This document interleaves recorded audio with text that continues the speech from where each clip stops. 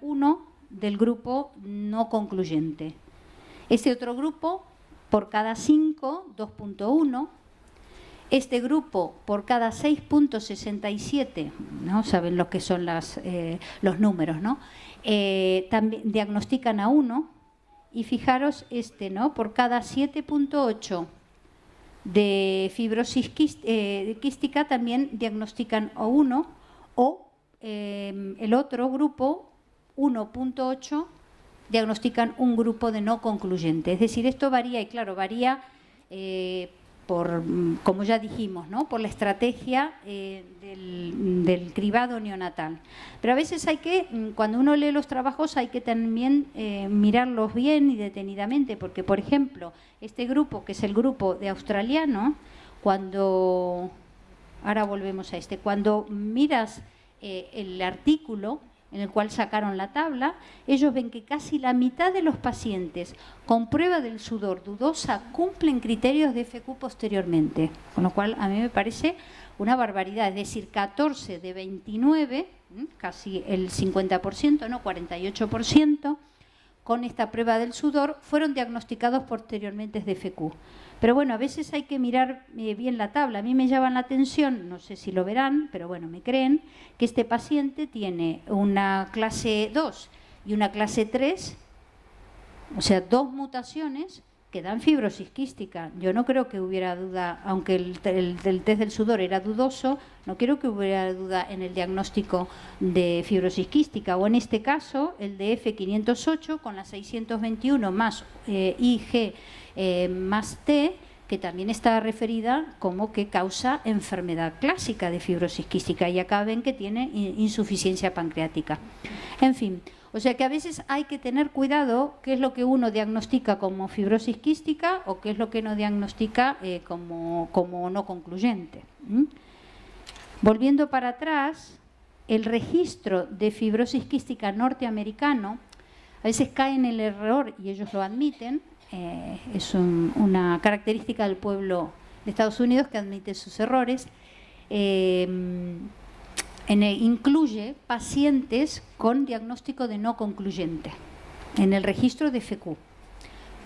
Pero bueno, ¿para qué le sirve? Bueno, le sirve para decir que de estos niños el 11% presentaron al menos un cultivo de Pseudomonas aeruginosa positiva durante el primer año de la vida. Y como dicen que es una proporción mayor que la población general, ellos aconsejan seguir un tiempo prolongado a estos pacientes. Después lo podemos discutir. Pero ¿qué tenemos en nuestra experiencia? Yo les voy a hablar un poquitito de lo que hacemos con todos nuestros errores y nuestras dudas. Este es el protocolo de Cataluña, TIR más TIR más ADN. El TIR primero entre el tercero y 5 días. Usamos un bajo 55, ahora lo vamos a cambiar la estrategia como les comenté antes. Si es positivo va a un segundo TIR, y si es por mayor de 35, es decir, 2 TIR positivos, simultáneamente se hacen el estudio genético y la prueba del sudor. Uno es independiente del otro. El nivel de detección, necesitamos hacer 50 mutaciones para alcanzar un 82%. Y depende de los resultados de las mutaciones y de la prueba del sudor, vamos a secuenciar el gen o vamos a ver qué es lo que sale de diagnóstico. ¿Qué es lo que tenemos? Desde el año 1999. O sea, llevamos 18 años ahora de cribado. Del año este año, ¿no? Pero yo le presento datos hasta el año pasado. Ya llevamos cribados 1.327.171 recién nacidos. Del TIR 1 tenemos aproximadamente un 1% que es positivo, y del TIR 2 el 0,5% de las primeras muestras, quiero aclarar. Hemos diagnosticado 195 pacientes. Acá están incluidos falsos negativos, que tenemos muy pocos, que fueron 8, y la incidencia hace de 1 en 6.806 recién nacidos. Y esta incidencia, que no tenemos tiempo ahora porque no era hablar del cribado normal, a lo largo de estos 18 años estamos comprobando que lentamente la incidencia va bajando, porque habíamos empezado con una incidencia en 1 en 5.000. Y esto al tener 18 años, ya vemos que la tendencia sí que se mantiene y lo podemos decir que va bajando la incidencia, ¿no? ¿Qué relación tenemos nosotros de pacientes con fibrosis quística y CF-SPID? Más o menos de 3 a 1. Lo digo porque depende si cae en otra unidad distinta a la nuestra, la relación cambia, pero más o menos es de 3 a 1. Y ahora, esto es un poquito farragoso, pero les quiero comentar qué es lo que tenemos nosotros. El primer grupo, recordar, grupo era A con test del sudor normal. O sea que a partir de esto es todos los casos que tenemos. Todos los test del sudor, algunos más porque bueno tienen más años, ¿no? Son normales. Tenemos una casuística de 19 pacientes y aquí están referidas las mutaciones. Todos tienen función pulmonar normal y fijaros que hay algunos, ¿no?, que están seguidos 17 años, 14, 13, o sea que tenemos varios años. Alguno tiene pseudomona, que está con rojo, y los síntomas pocos, ¿no? Catarros de vías aéreas a repetición, este se trasladó, otro que tenemos catarros de vías aéreas altas sobre todo, o uno de bronquitis recurrente. ¿Qué pasa con el otro grupo? Prueba del sudor dudosa. Acá están todos los valores, acá tenemos 16 pacientes, todos los cultivos que le hacemos, la cantidad de años seguidas, y hay uno que tuvo una neumonía, otro rinosinusitis, catarros a repeticiones, uno pancreatitis, otro catarro a repetición y bronquitis recurrente.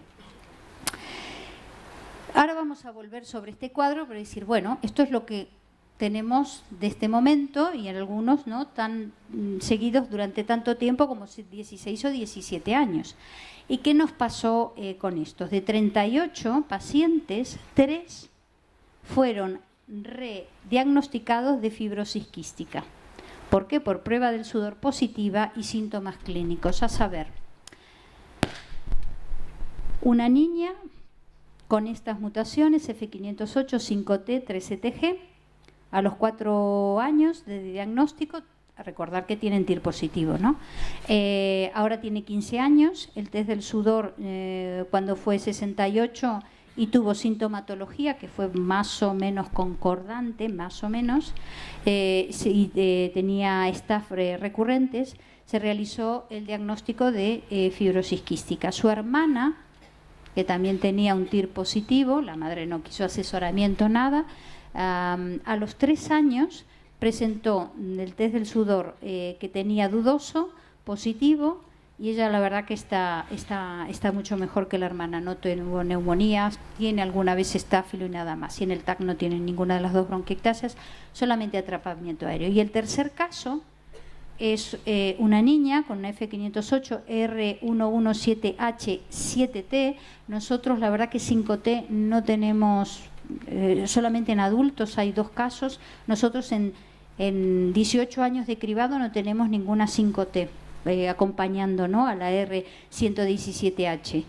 Y bueno, con el correr de los años se ha hecho positiva. Esta sí que tuvo una pseudomonas reiterada y de la clínica, bueno, lo que llamaba atención, la tos persistente y que necesitaba antibióticos de manera frecuente. Sin embargo, el TAC, cortes expiratorios incluido, es normal. Esto ahora lo comenté en la erradicación de la pseudomona, que eran hermanas. Los 3 son suficientes pancreáticos y de momento tienen el seguimiento como pacientes con fibrosis quística, pero la verdad de una forma leve. Pero les voy a proponer en esta parte última de la charla, porque para ver si podemos responder algunas de las preguntas que nos hacemos, cuándo, dónde, con qué frecuencia y qué hacemos con estos pacientes, vamos a invitar a entrar en la máquina del tiempo. Vamos a ir al tiempo y nos vamos a la unidad de adultos. Nosotros somos en la unidad de mixta, hay 330 pacientes, de los cuales casi 60 ya son adultos, el 60% de nuestros pacientes. Y bueno, tenemos reuniones semanales o a veces quincenales y bueno, ellos aprenden de nosotros, pero nosotros aprendemos de ellos porque dijimos, bueno, ¿y ustedes ¿Qué pacientes con fibrosis quística leve o referida a un solo órgano tiene? Porque ¿cuántos de estos pacientes que tenemos van a ser diagnosticados en la edad adulta de esto? Bueno, revisamos un poco. Ellos tienen 26 pacientes con ausencia congénita, ausencia bilateral congénita de vasos deferentes.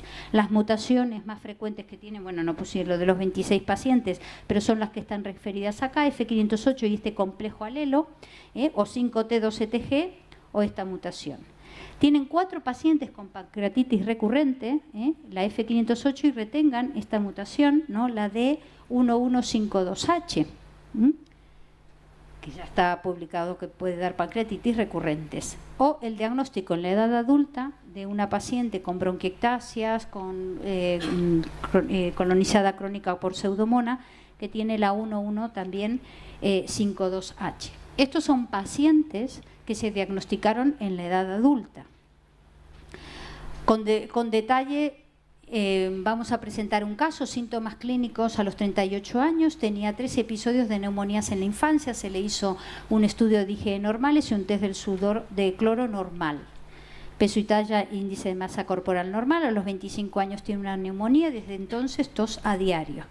Lo sigue ahí, es derivado por un neumólogo que le pide un TAC y encuentran las bronquiectasias bilaterales que concordaba con la clínica que presentaba el paciente. Y en los cultivos aparece estáfilo y pseudomona.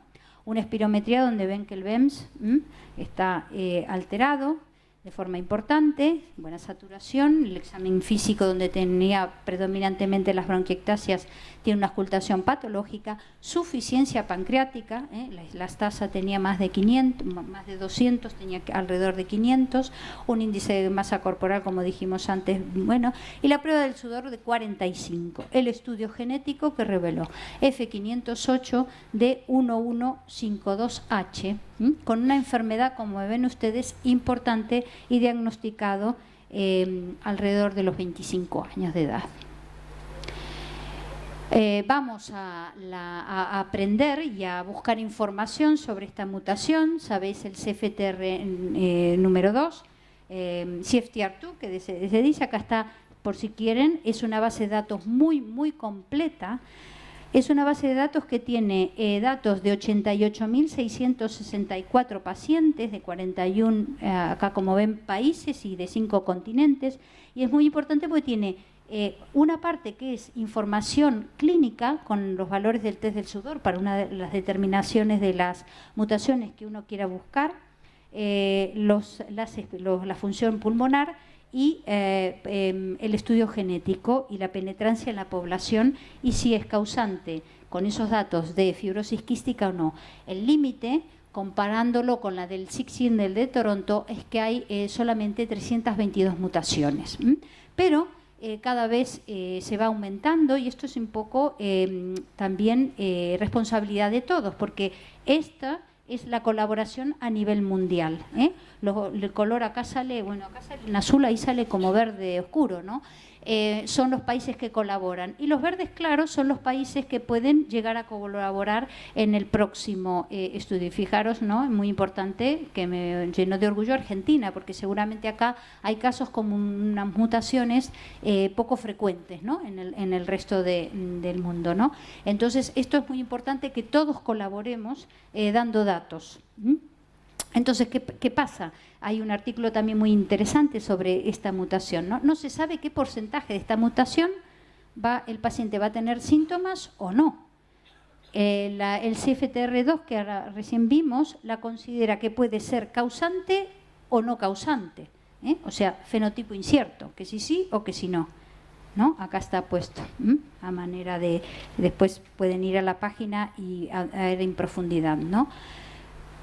Lo dejamos un momento ahí, este caso. El caso 2 que le quería presentar es el papá de un recién nacido que tiene un TIR positivo y tiene estas 2 mutaciones y tiene un test del sudor positivo. Está diagnosticado de fibrosis quística. En la primera visita viene el paciente, se le hace una anamnesis, que la historia clínica a mí me enseñó, que ahora está acá Alejandro Tepper, mi maestro, que la clínica es soberana. Entonces le hice una buena historia clínica y ¿qué pasó? Que la fertilización había sido in vitro. ¿Y por qué?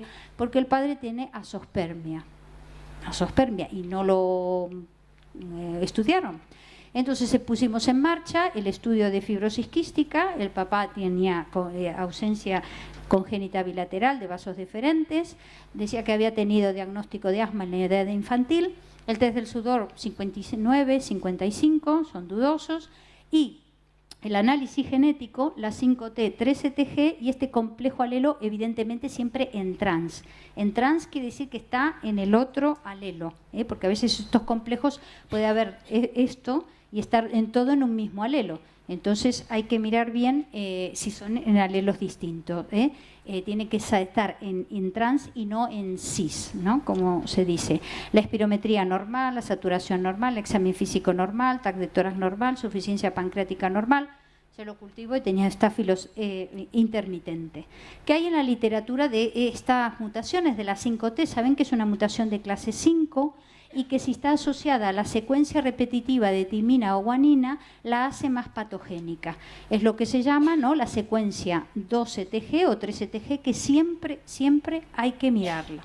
Se asocia mucho a lo que tiene o CFTR relacionado a un solo órgano, como veremos ahora, o a la ausencia de conductos deferentes, o a pancreatitis o a enfermedad clásica, es decir, se asocia con todo.